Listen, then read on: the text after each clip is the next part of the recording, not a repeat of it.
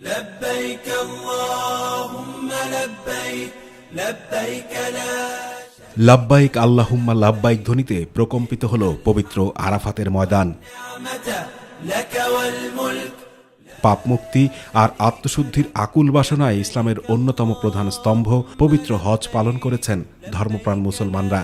ফজরের পর গোটা দুনিয়া থেকে আগত ২৫ লক্ষাধিক মুসলমান ঐতিহাসিক আরাফার ময়দানে উপস্থিত হন। لك والملك আরাফার ময়দানের মসজিদে নামিরায় জোহরের নামাজের আগে পবিত্র হজের খুতবা দেন পবিত্র মসজিদুল হারামের ইমাম ও খতিব শায়েখ ডক্টর মাহের আল মুয়াইকিলি। পরে পাপ পঙ্কিলতামুক্ত জীবন পালনের পাশাপাশি মহান আল্লাহ রাব্বুল আলামিনের কাছে পানাহ চান হাজিরা।